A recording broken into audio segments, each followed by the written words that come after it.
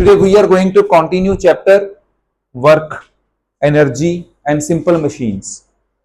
In the last class हमने यहां तक का काम किया था जहां पर ये क्वेश्चन था how can energy be transferred. उसकी एक बड़ी खूबसूरत एग्जांपल हमने कैरम वाली पढ़ी थी कि जब एक इंसान ने यहां स्ट्राइकर को हिट किया तो पहले एनर्जी ट्रांसफॉर्मेशन कौन सी हुई, जब वो स्ट्राइकर को वैसे हिट करेगा तो अपनी मस्कुलर एनर्जी इस स्ट्राइकर को प्रोवाइड करेगा। स्ट्राइकर आगे डिस्प्लेस होगा और वो मूव करके इस व्हाइट कॉइन को हिट करेगा और वो स्ट्राइकर अपनी एनर्जी किसको पास ऑन करेगा, व्हाइट कॉइन को, और व्हाइट कॉइन किसको पास करेगा, ब्लैक कॉइन को, और ब्लैक कॉइन इस होल में चला जाएगा। लेकिन इस प्रोसेस में हमने दो बातें पढ़ी कि जब स्ट्राइकर ने इस व्हाइट कॉइन को हिट किया तो व्हाइट कॉइन को जो उसने energy the that was the positive work done, because जैसे ही स्ट्राइकर ने व्हाइट कॉइन को हिट किया तो व्हाइट कॉइन उस डायरेक्शन में डिस्प्लेस हुआ जिस डायरेक्शन में उसके ऊपर फोर्स लगी बाय द स्ट्राइकर। तो व्हाइट कॉइन के ऊपर क्या हुआ, पॉजिटिव वर्क डन। लेकिन व्हाइट कॉइन ने भी स्ट्राइकर के ऊपर वापस फोर्स लगाई, क्योंकि हमने न्यूटन थर्ड लॉ में पढ़ा था कि जब एक ऑब्जेक्ट दूसरे पर फोर्स लगाता है तो दूसरा ऑब्जेक्ट भी पहले पर कुछ ना कुछ फोर्स लगाता है। और Newton third law of motion कहता था कि action and reaction are equal in magnitude but opposite in direction. तो उसने जो वापस स्ट्राइकर पर फोर्स लगाई थी वो नेगेटिव वर्क डन का केस था, जिसकी वजह से स्ट्राइकर थोड़ा सा इधर उधर कहीं रुक गया। Is this clear? और जब व्हाइट कॉइन के ऊपर पॉजिटिव वर्क हुआ था तो उसने आगे हिट किया ब्लैक कॉइन को, तो ब्लैक कॉइन के ऊपर पॉजिटिव वर्क डन हुआ, लेकिन ब्लैक कॉइन ने व्हाइट के ऊपर क्या किया, negative work done. So this example we did in the last class. मैं एक बार फिर आपको बता देता हूं। The moving striker collides with the white coin which in turn collides with the black coin. The moving striker applies force in the direction of displacement of the white coin. कि जब मूविंग स्ट्राइकर ने white coin को hit किया उसने white coin के ऊपर force लगाई इन the direction of displacement. The striker thus does positive work on the white coin. तो स्ट्राइकर ने व्हाइट कॉइन के ऊपर क्या किया, पॉजिटिव वर्क किया, इंक्रीजिंग इट्स एनर्जी। जिसके ऊपर पॉजिटिव वर्क होता है बेटा उस ऑब्जेक्ट की एनर्जी इंक्रीज होती है। By Newton's third law, the white coin applies an opposite force and does negative work on the striker. तो स्ट्राइकर की एनर्जी क्या हुई, डिक्रीज। वैसे भी स्ट्राइकर ने वर्क किया है तो उसकी एनर्जी क्या होगी, decrease, decreasing it's energy. Similarly, the white coin does positive work on the black coin, increasing its energy, and the black coin does negative work on the white coin, decreasing its energy. So this was the question that we did in the last class exactly at the end. ठीक है, तो ये आपको समझ आ गया था case. Can we move?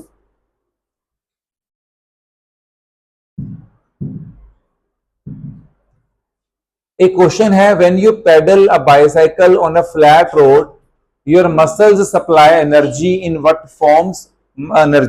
In what forms does this muscular energy appear as you ride? कहता जब आप बाइसाइकिल चला रहे हो प्लेन रोड पे, कोई पहाड़ी वाली रोड नहीं है, कोई ढलान वाली नहीं है, प्लेन रोड पे, तो आपके मसल्स पैडल के ऊपर वर्क करते हैं, क्योंकि जब तुम अपने पैरों के साथ पैडल पे फोर्स लगाओगे तो पैडल घूमेगा, पैडल घूमेगा तो साइकिल चलेगा। तो our muscular energy is converted into mechanical energy of the pedal. उसको मैकेनिकल एनर्जी मिली, उसका मैकेनिकल वर्क हुआ है, और उस पैडल के एनर्जी की वजह से व्हील घूमता है और साइकिल हमारा आगे चल रहा होता है। When you stop pedaling, then the cycle will stop after some time. Why? Because of the force of the friction acting between the tires and the surface of the road. Opposite direction में friction लगती है जिसकी वजह से वो रुक जाएगा। Any doubt? चलें आगे। Give few examples of transfer of energy from one form to another. ये क्वेश्चन है बेटा, इसकी कुछ एग्जांपल्स पहले मैं आपको बताता हूं।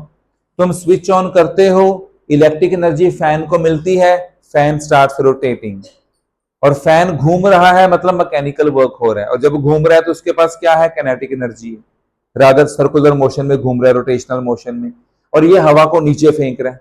जो भी एयर के पार्टिकल्स थे वो विंड हमें महसूस होती है, वो हवा हमें महसूस होती है। This is one transformation of energy. मैंने पिछली क्लासेस में बताया when you raise a hammer, A raised hammer has potential energy. तो मेरी मस्कुलर एनर्जी यूज हुई उस हैमर को रेज करने में, और मेरी मस्कुलर एनर्जी उस रेज्ड हैमर में स्टोर है एज पोटेंशियल एनर्जी। अब उस रेज्ड हैमर को मैं एक नेल के ऊपर स्ट्राइक करूंगा तो वो पोटेंशियल एनर्जी पहले किस में कन्वर्ट हुई, कैनेटिक में।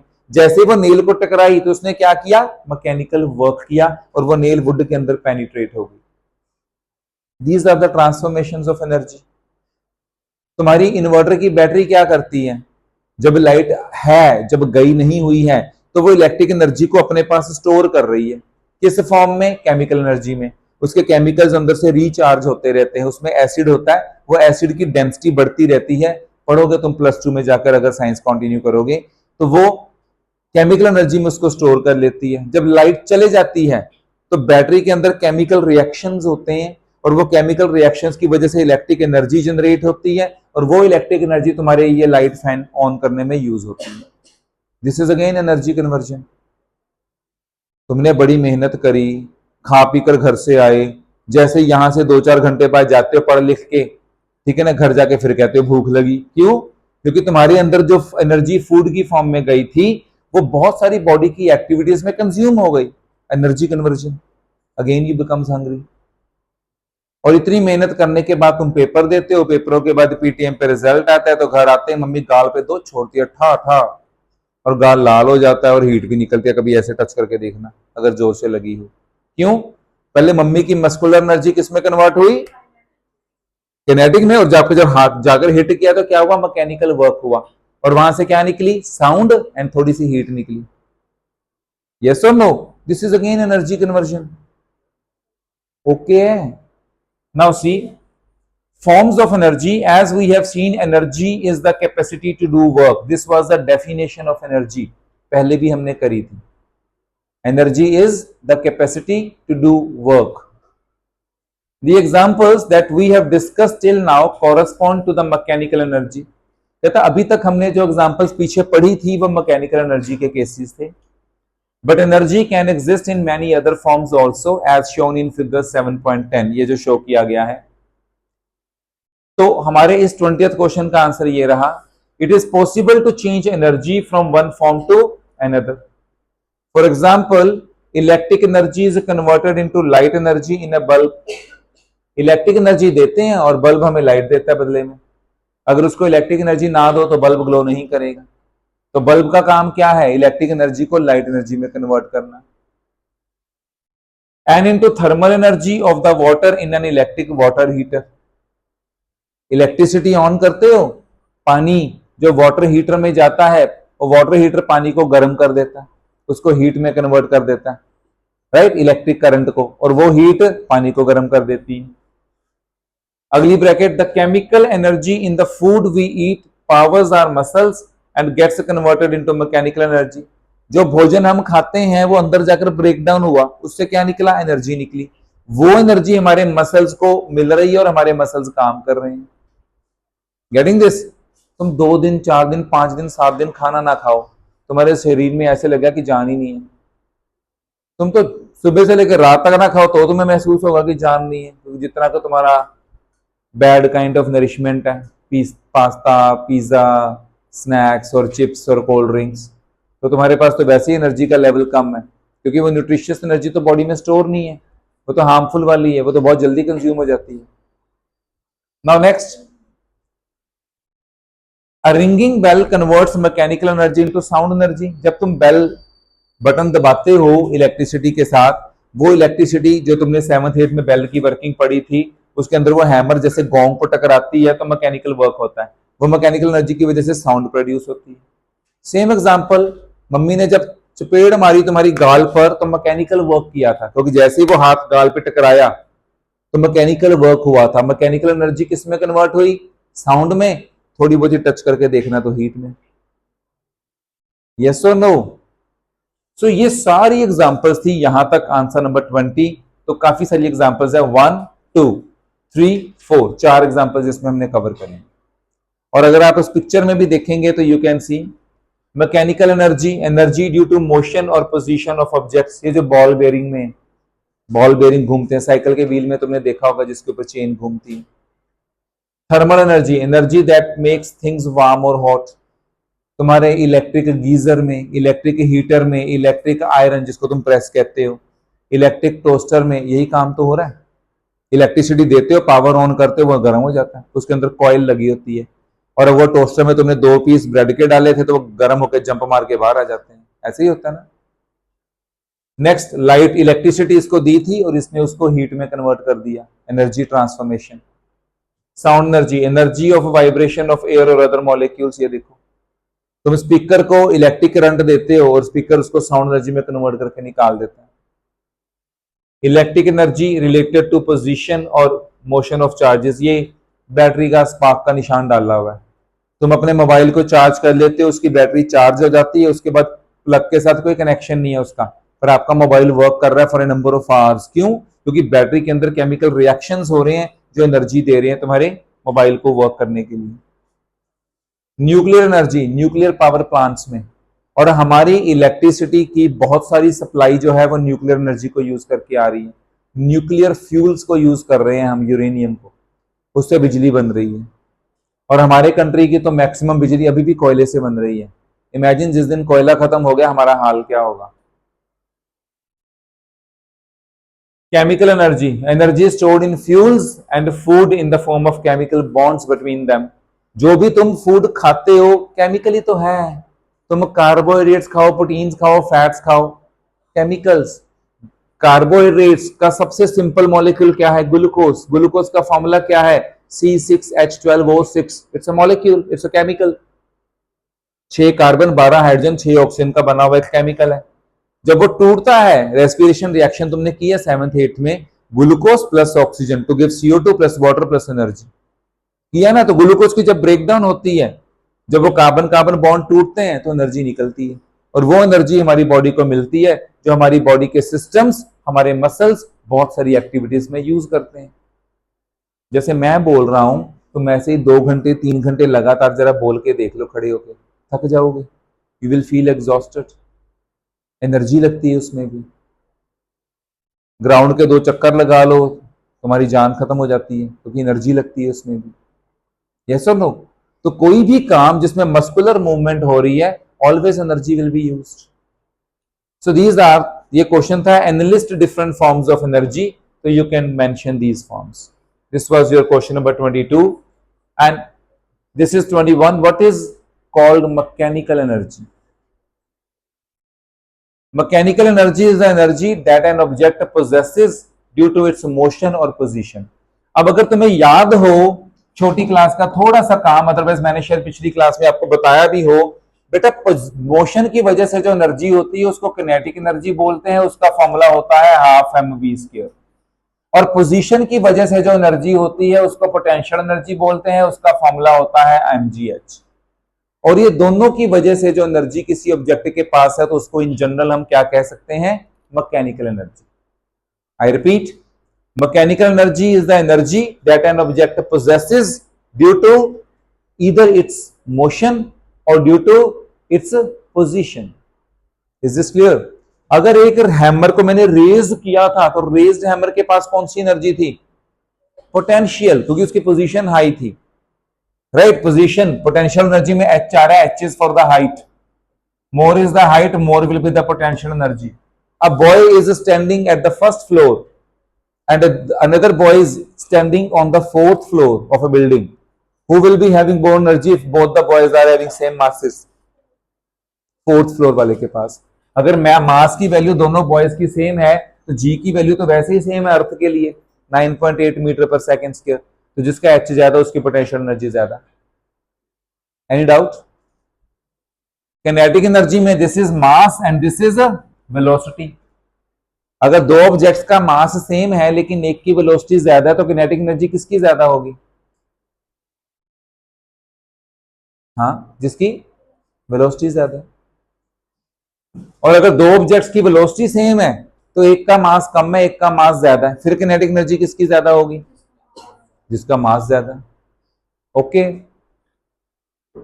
तो दिस इज मैकेनिकल एनर्जी। अब हम डिटेल में करते हैं, तो पहला काम हमारा है किनेटिक एनर्जी। सबसे easy definition, define kinetic energy, energy possessed by an object due to its motion. कोई भी ऑब्जेक्ट अगर मोशन में है तो उसके पास जो एनर्जी है वो कौन सी है? Kinetic energy. बेटा आजकल तुम्हारे पास एक्टिवाज हैं, आजकल तो बड़े सारे इलेक्ट्रिक व्हीकल्स भी आ गए जो तुम टू व्हीलर्स यूज करते हो। एक्टिवा से पहले जो हुआ था लॉन्च, वो हुआ था काइनेटिक होंडा। किसी ने शायद देखा हो पुराना मॉडल काइनेटिक होंडा, उसका नाम काइनेटिक था। काइनेटिक का मतलब होता है motion, speed, that is kinetic. तो वहां से याद रह जाएगा।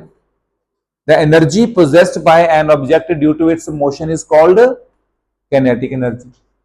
The energy possessed by an object due to its motion, motion को सर्कल कर लो आप, is called kinetic energy.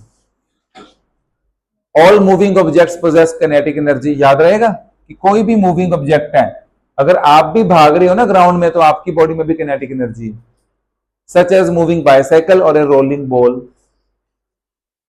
Next, how much is energy possessed by an object by virtue of its motion.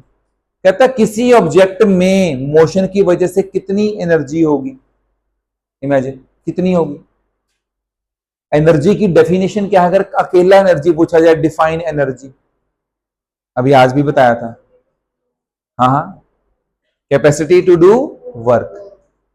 Is this clear. अगर एक hammer को raise किया था, चाहे इसके पास पोटेंशियल एनर्जी थी, पर कितनी थी, जितना ये काम कर सकती है उतनी थी।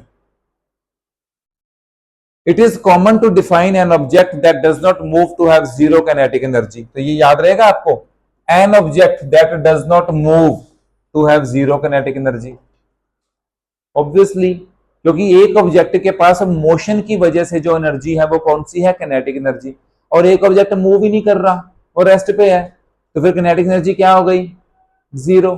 मैं तो तुम्हें ऑलरेडी फॉर्मूला भी समझा चुका हूं कि काइनेटिक एनर्जी का फॉर्मूला क्या है, half m v square. M is what, mass, v is what. अगर एक ऑब्जेक्ट रेस्ट पर है तो उसकी वेलोसिटी क्या हो गई, zero.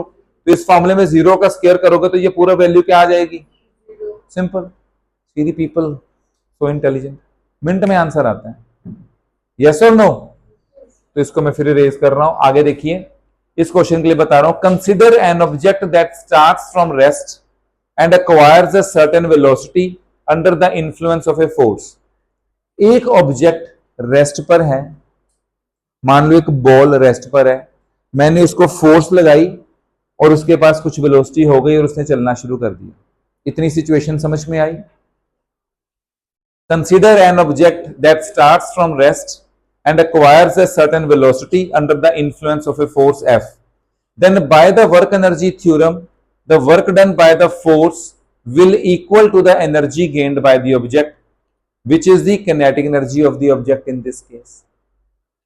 Situation is okay to you? ये देखो, कहता है ये एक कार है, इसकी इनिशियल वेलोसिटी क्या है, u. u is the initial velocity 0. Initial kinetic energy क्या हो गई, तो देयरफॉर लिख देता हूं, therefore initial kinetic energy zero, क्योंकि इनिशियल किनेटिक एनर्जी का फॉर्मूला क्या बनेगा, हाफ एम यू स्क्वायर। अगर यू जीरो है तो ये ओवरऑल वैल्यू क्या बन गई, जीरो बन गई। ये सिचुएशन समझ में आई, यस और नो।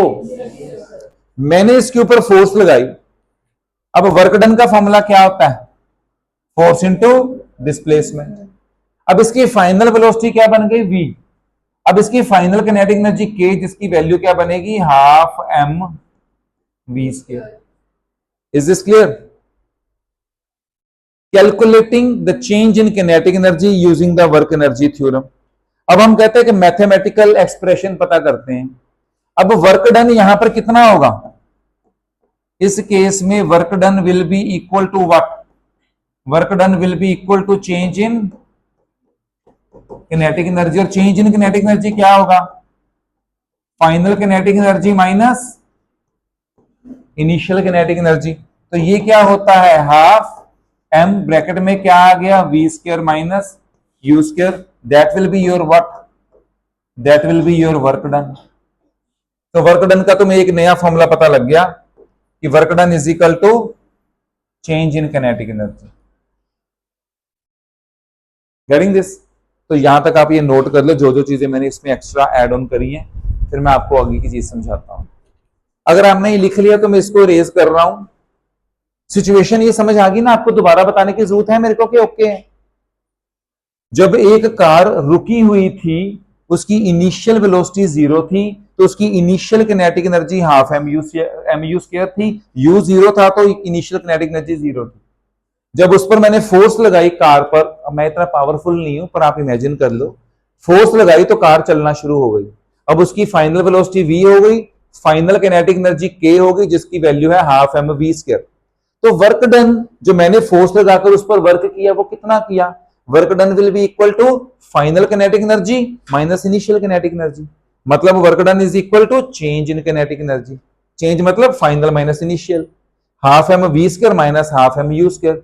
हाफ एम को मैंने कॉमन निकाल लिया, ब्रैकेट में v square minus u square.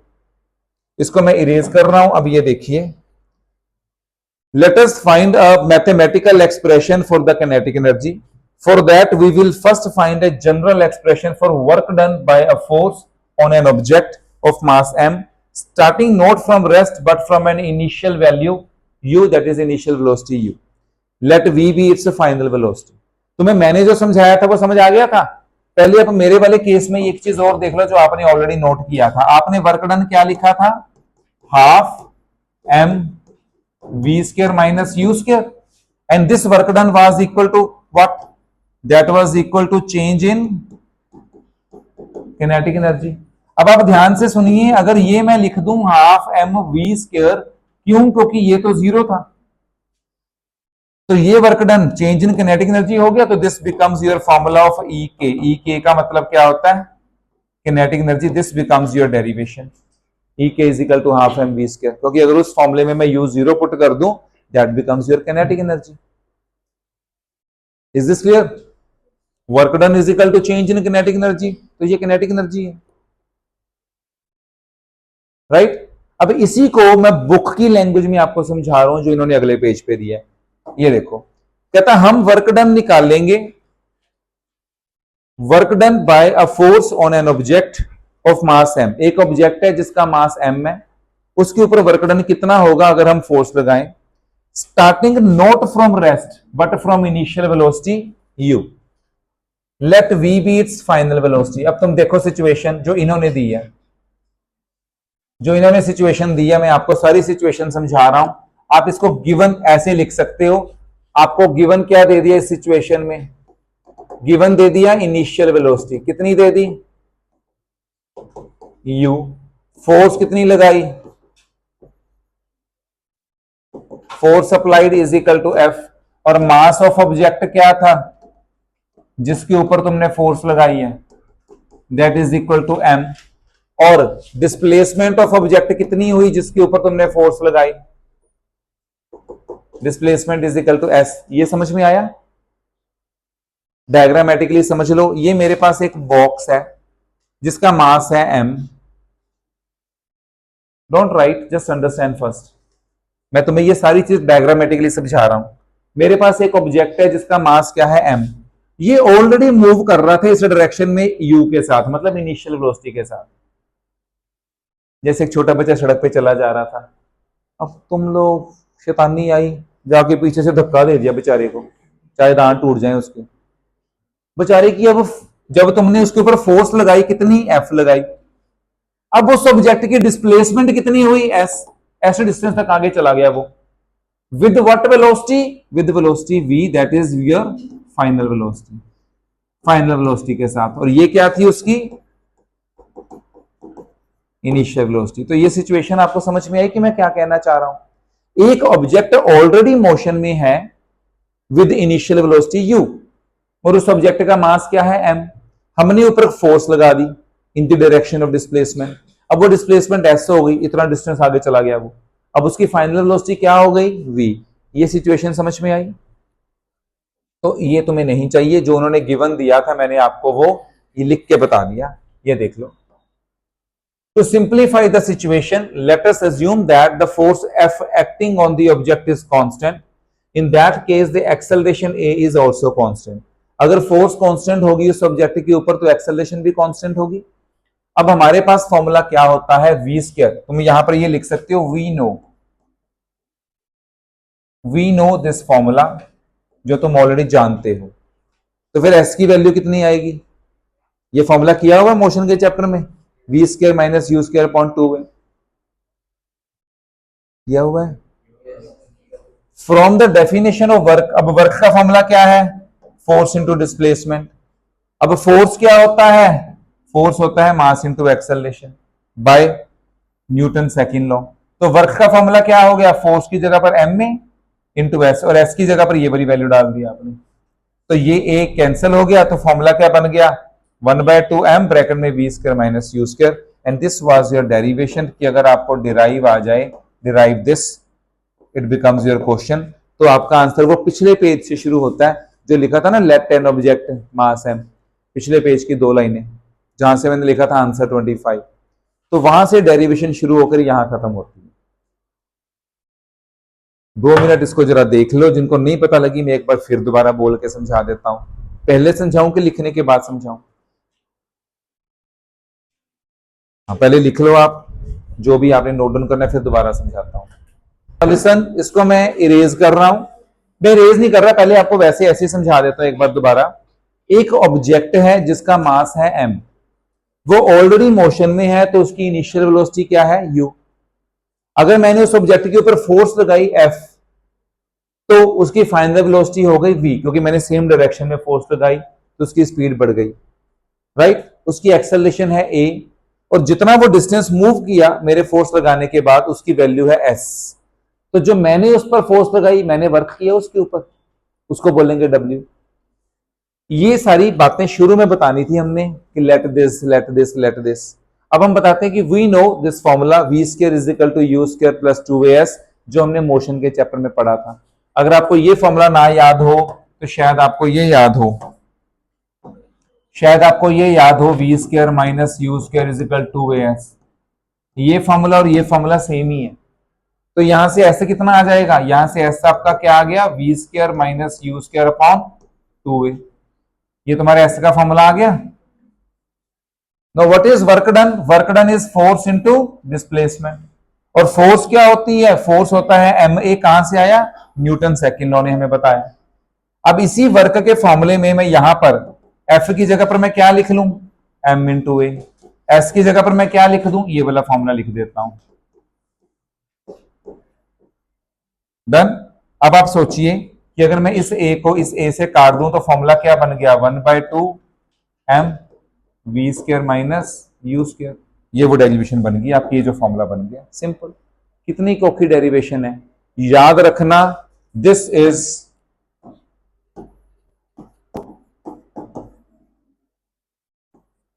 Most important for exam, और ये जब भी डेरिवेशन पेपर में आएगी कम से कम 3 मार्क्स की आएगी। जितने लोग तुम ये पेपर दे रहे हो सितंबर के, अगर ये चैप्टर आपको आना है तो 99% ये डेरिवेशन आने का पूरा चांस है, क्योंकि वर्क पावर एनर्जी के चैप्टर में हम 3 डेरिवेशंस करते थे पुरानी क्लास में, पुरानी बुक में, तो उनमें से एक पेपर में कंफर्म्ड आती थी, जिसमें से एक ये है मोस्ट इंपॉर्टेंट। और ये डेरिवेशन अभी यहाँ खत्म नहीं हुई है, इसका अगला स्टेप भी अभी आएगा जहां पर हम प्रूफ करेंगे कि kinetic energy is equal to half m v square. आपने अगर इतना नोट कर लिया तो मैं रेज कर दूं इसको। Now see, the work done by the force acting on the object translates its change in energy of the object। तो जो मेरा वर्क डन था ये क्या शो हो रहा है यहां पर? Half m v square minus half m u square, जो मैंने पिछले पेज पे लिख के दिखाई कि change in kinetic energy. It represents the change in energy, मतलब चेंज इन किनेटिक एनर्जी, क्योंकि मोशन वाली बात है। इफ, अब देखो ये सिचुएशन वही वाली आ गई जो मैंने आपको पिछले पेज पर ऑलरेडी समझा रही है। If the initial velocity of the object is equal to 0, तो change in energy of the object is equal to final kinetic energy only, जो मैंने पिछले पेज पे लिख के बताया था आपको कि उस फॉर्मूले में, इस फॉर्मूले को हम ऐसे लिख सकते हैं ना, work is equal to what? Change in kinetic energy, and this is equal to what? Half m v square minus half m u square. अगर ये वैल्यू 0 हो जाए तो फिर किनेटिक एनर्जी क्या बन गई तुम्हारी, जो मैंने पिछले पेज पे लिख के दिखाई है। तो ये आपकी बन जाती है derivation. This is very important. तो डेरिवेशन ये भी पेपर में पूछ लेंगे या ये पूछ लेंगे, अगर वो पूछेंगे तो वहां ब्रेक लगा देनी है, अगर इसको पूछेंगे तो वो सारी कंटिन्यू करके ये नीचे सिचुएशन बतानी है कि if the initial velocity of the object that is u is equal to 0, तो फिर ये चीज 0 बन गई, तो फॉर्मूला वर्क ये बन गया आपका, दैट इज किनेटिक एनर्जी। फिर आप डेरिवेशन यहां पर ब्रेक लगाओ। Most most most important derivation है ये पेपर के लिए। और ये जो चीजें इतनी ज्यादा इंपॉर्टेंट होती हैं, अगर आप आधे नंबर की भी एरर उसमें पेपर में कर रहा हो, it means you are not sincere enough. क्योंकि अगर कोई चीज हद से ज्यादा इंपॉर्टेंट बताई गई हो तो उसको तो चाहे 20 बार रिटर्न प्रैक्टिस कर लो, ताकि पेपर में आधा भी नंबर ना कटे। क्लियर है? ये डेरिवेशन कल जिन लोगों को चैप्टर आना है उनकी 2-2 बार लिखी हो होमवर्क में। जिन लोगों को ये चैप्टर आ रहा है सितंबर एग्जाम में, तो 2 बार लिख के लाएंगे इस डेरिवेशन को यहां तक कंप्लीट। नाउ लिसन, इसको मैं इरेज कर रहा हूं। कर लिया मार्क आपने? सुनिए, बोलो मत बेटा पीछे जो भी बोल रही है। ऐसा unit of kinetic energy is joule. बेटा एनर्जी एनर्जी ही होती है, वो किनेटिक हो, पोटेंशियल हो, किसी भी फॉर्म में हो, तो उसके यूनिट्स ऐसा ही क्या है? जूल्स, जिसको जूल बोल देते हो तुम। And the kinetic energy has no direction. इसका मतलब अगर इसके पास डायरेक्शन नहीं है तो ये कौन सी क्वांटिटी है? Scalar quantity. तो kinetic energy is a scalar quantity. When positive work is done on the object and its velocity increases, kinetic energy also increases. Obviously, अगर kinetic energy इधर को है ऑब्जेक्ट को और तुमने पीछे से पुश कर दिया, उसकी वेलोसिटी बढ़ गई ना, तो kinetic energy increase हो गई। And if the negative work is done on the moving object, the velocity decreases, तो kinetic energy decreases। अब जा रहा है ऑब्जेक्ट उधर को, तुमने ब्रेक लगा दी, ये पीछे से खींच लिया किसी को, अब उसकी वेलोसिटी क्या हो गई? डिक्रीज, क्योंकि तुमने वर्क कौन सा लगाया? नेगेटिव। डायरेक्शन ऑफ मोशन से ऑपोजिट डायरेक्शन पे फोर्स लगाई है तुमने, तो वर्क डन वाज नेगेटिव। तो ये 2 अलग अलग पॉइंट्स बना दिए मैंने, क्योंकि आजकल रीजन असर्शंस का जमाना है, केस स्टडीज का जमाना है। If no work is done by the force on the object, then its velocity does not change, so its kinetic energy remains constant. अगर एक ऑब्जेक्ट किनेटिक एनर्जी पे था और उसके ऊपर कांस्टेंट फोर्स ही लग रही थी, तुमने कोई एक्स्ट्रा फोर्स और दोबारा उस पर नहीं लगाई, तो मतलब उसकी वेलोसिटी सेम रहेगी, तो kinetic energy remains constant. Any doubt? ये टॉपिक समझ में आ गया? नाउ सी, ये है बड़ी इजी सी example. If the velocity of a vehicle doubles in magnitude, what will be its kinetic energy be compare to its original value? Don't see their answer, काट दो चाहे। करने की टेक्निक देखो, अगर ऐसा क्वेश्चन पेपर में आए हम कैसे करेंगे। हम गिवन लिखते हैं, ध्यान से सुनिए। एक ऑब्जेक्ट का मास क्या है? m, वेलोसिटी क्या है? v। उसी ऑब्जेक्ट का मास क्या रहा? सेम, क्योंकि हमने ऑब्जेक्ट नहीं चेंज किया, तो उसका मास तो नहीं चेंज किया ना हमने मास तो नहीं चेंज किया। हमने बोला क्या है? Velocity of the vehicle doubles in magnitude. तो व्हीकल तो सेम रहा, तो मास तो सेम रहा, तो m2 क्या रहा? सेम, लेकिन वेलोसिटी क्या हो गई? डबल, तो 2v बन गई। Are you getting this? तो इसकी किनेटिक एनर्जी सोच लो और इसकी किनेटिक एनर्जी सोच लो। किनेटिक एनर्जी 2 पहले के कंपैरेटिवली कितनी हो जाएगी? क्वेश्चन की सेंस समझ में आई? यस और नो? एक व्हीकल है बेटा, उस व्हीकल का मास m है, उस पर पहले वेलोसिटी जिसके साथ वो व्हीकल मूव कर रहा था वो v थी वैल्यू। अगर तुमने उसकी वेलोसिटी डबल कर दी, अब किनेटिक एनर्जी पहले के कंपैरेटिवली कितनी हो जाएगी? तो तुम्हें जब ये सॉल्यूशन आएगा तो तुम लोगों ने ऐसे करना है, पहले गिवन लिखोगे देन सॉल्यूशन। जब भी ऐसा क्वेश्चन आ जाए तो ये देखो, ke1 अपॉन ke2, इसकी वैल्यू क्या है? हाफ m v स्क्वायर, और इसकी वैल्यू क्या हो गई? हाफ m, और ये क्या हो गया? 2v का होल स्क्वायर। अब अगर आप ध्यान से देखेंगे तो मैं इसको हाफ को काट सकता हूं, m को काट सकता हूं। Okay, so it becomes what? ke1 upon ke2 is equal to what? v square upon 4v square. अब यहां से मैं v स्क्वायर काट दूं तो कितना बच गया? 1/4। तो ये क्या बन गया? 4ke1 is equal to ke2। तो अब नई किनेटिक एनर्जी पहले के कंपैरेटिवली कितनी हो गई? 4 times. Is this question clear? इसको मेरे तरीके से नोट डाउन करो, पेपर में आएगा तो मेरे तरीके से ही करना है, तो आपको ज्यादा अच्छे से क्लैरिफाई होगा। हियर ऑन द बोर्ड बेटा, अगर तुम थोड़ा सा भी दिमाग लगाओ, हमारा किनेटिक एनर्जी का फॉर्मूला क्या है? Half m v square. Now tell me, kinetic energy m के क्या है? Directly proportional. और किनेटिक एनर्जी v के क्या है? डायरेक्टली प्रोपोर्शनल v स्क्वायर के। अगर मैं किसी ऑब्जेक्ट का मास डबल कर दूं, वेलोसिटी सेम रखूं, तो किनेटिक एनर्जी क्या हो जाएगी? तुम्हें ये फॉर्मूला देख के पता नहीं लगा क्या हो जाएगी? नाइन्थ वाले हो?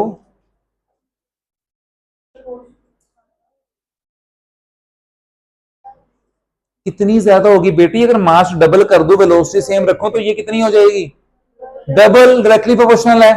और अगर मास हाफ कर दूं, वेलोसिटी सेम रखूं, तो ये कितनी हो जाएगी? हाफ। मतलब अगर अकेले मास का कंपैरिजन पूछा होता, अब मैंने मास को सेम रखा, वेलोसिटी को डबल कर दिया, तो किनेटिक एनर्जी कितनी हो जाएगी? डबल कैसे होगी? डबल करोगे तो 2 का स्क्वायर नहीं हो जाएगा? 4 टाइम्स नहीं हो जाएगी? कमाल है यार, तुम लोग नाइन्थ वाले आईक्यू रखते ही नहीं। ये तो 7th 8th वाले बच्चों को आता है, जो मेरे पास 7 से होते हैं। मास को सेम रख लो, वेलोसिटी को डबल करो, तो किनेटिक एनर्जी कितनी हो जाएगी? 4 टाइम्स। और वेलोसिटी को हाफ कर लो, मास को सेम रखो, तो किनेटिक एनर्जी कितनी हो जाएगी? 1/4। क्योंकि उसको हाफ किया तो ये 1/4 हो जाएगी। हाफ का स्क्वायर तो 1/4 हो गया वो। और वेलोसिटी को 3 टाइम्स इंक्रीज कर दो, मास को सेम रखो, तो कितनी हो जाएगी? 9 टाइम्स। कुछ नहीं यार, तुम लोगों का घर पे सेल्फ एफर्ट 0 है। ये समझ में आ गया आपको?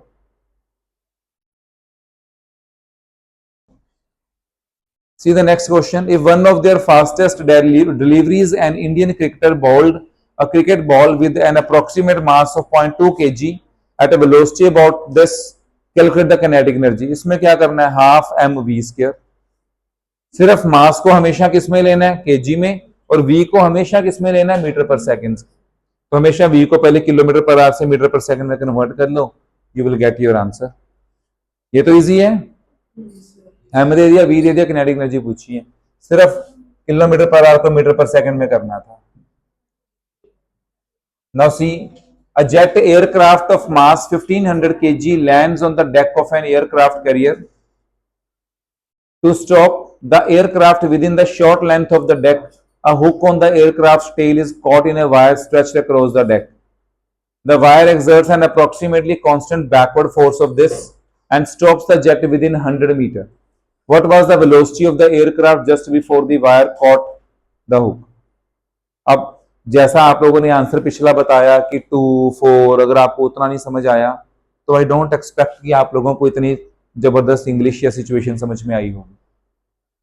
चाहे आप सीबीएसई स्कूल्स में पढ़ रहे हो, spending lot of money on CBSE schools, वो भी टॉप ब्रांड शहर के। समझ में आया उसने सिचुएशन क्या बताई है? क्योंकि आप लोगों ने कभी इंग्लिश का न्यूज़पेपर ही नहीं पढ़ा होगा, कभी कोई मैगजीन ही नहीं पढ़ा होगा, अपनी किताब पता मसा पढ़ दे हो तुसी। दिमाग उससे थोड़ी चलेगा, दिमाग तब चलेगा जब थोड़ा एक्स्ट्रा एफर्ट करोगे। सुनिए, एक जेट एयरक्राफ्ट है, तो आपको मास कितना दे दिया जेट एयरक्राफ्ट का? 1500 kg। वो आपने रोकना था। जैसे ही वो एयरक्राफ्ट उतरा नीचे, तो स्टॉप द एयरक्राफ्ट, उसको रोकने के लिए शॉर्ट लेंथ, कम से कम डिस्टेंस में तुम चाहते हो कि इतनी बैकवर्ड फोर्स उस पर लगाएं कि वो जल्दी रुक जाए ताकि आगे तक ना जाए। तो उसके लिए आपने उसके ऊपर फोर्स लगाई एक वायर के साथ, और जो वायर के साथ फोर्स लगाई, वायर ने फोर्स कितनी लगाई? This much Newton. तो मैं फोर्स की वैल्यू क्या लिखूंगा यहां पे? क्या लिखूंगा फोर्स की वैल्यू? हाँ जी, माइनस कौन बोला है? बस एक ही बंदा है जिसको मोशन का चैप्टर अभी भी याद है, क्योंकि बैकवर्ड फोर्स लगाई है, ऑपोजिट डायरेक्शन में रिटार्डेशन फोर्स लगाई है, and stops the jet within 100 metre. तो वी उसकी क्या हो गई? 0। उसको रोक लिया, और कितने डिस्टेंस के अंदर अंदर रोक लिया? 100 मीटर। जैसे तुम लोग फास्ट जा रहे थे, जैसे ही तुमने दोनों ब्रेक लगा दी या हैंड ब्रेक खींच दी गाड़ी की, तो भी थोड़ी दूर तक तो गाड़ी स्किड करके जाएगी ना, तभी जाके वहां रुकेगी।